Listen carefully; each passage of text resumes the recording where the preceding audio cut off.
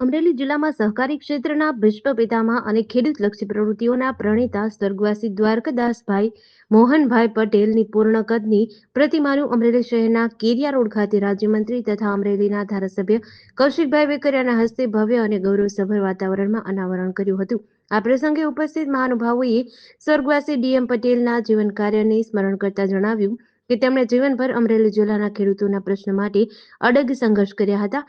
સહકારી ક્ષેત્રને મજબૂત બનાવી ખેડૂતોને આર્થિક રીતે સદ્ધર બનાવવામાં તેમની ભૂમિકા અવિસ્મરણીય રહી છે.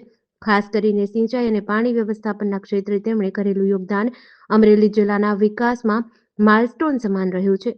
ધારી ખોડિયાર ડેમના નિર્માણ બાદ ખારાપાટ વિસ્તારના 18 ગામોને કેનાલ દ્વારા પાણી અપાવવાની મહત્વપૂર્ણ યોજના સાકાર કરવામાં સ્વર્ગવાસી ડીએમ પટેલની આગેવાની અને દૂરંદેશી વિચારસરણી મહત્વપૂર્ણ રહી હતી. આ યોજનાથી વિસ્તારના ખેતી ઉત્પાદન અને ખેડૂતોના જીવન સ્તરમાં નોંધપાત્ર સુધારો થયો છે.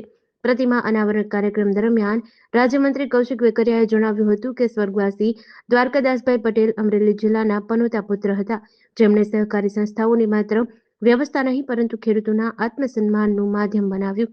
તેમની પ્રતિમા આજની અને આવનારી પેઢીની સેવા, સંઘર્ષ અને સમર્પણની પ્રેરણા આપતી રહેશે.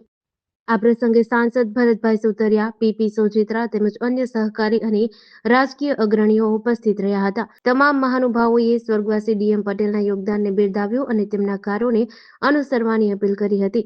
રાજસ્થળી ગ્રામ પંચાયતના સરપંચ ગણપતભાઈ ચાંદેલિયાએ જણાવ્યું હતું કે સ્વર્ગવાસી દ્વારકાદાસભાઈ પટેલની પ્રતિમાનું અનાવરણ સમગ્ર ચાંદેલિયા પરિવાર તથા રાજસ્થળી ગામ માટે ગૌરવની ક્ષણ છે.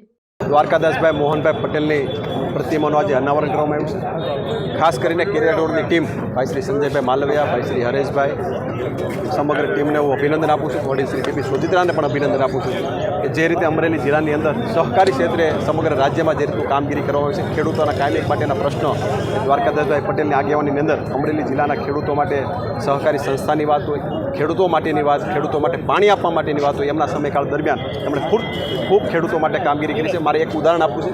ધારી ખોડિયાર ડેમ જ્યારે બન્યો ત્યાર પછી ખેડૂતોના 18 ગામમાં ખારાપાટ વિસ્તારની અંદર કેનાલ પ્રથમ કોઈ આપવાનું કામ કર્યું, એનું નામ છે દ્વારકાદાસભાઈ મોહનભાઈ પટેલ. આજે એમની પ્રતિમાનું અનાવરણ કરવામાં આવ્યું છે. એ બદલ સમગ્ર ટીમને હું હૃદયપૂર્વકની શુભકામના પાઠવું છું.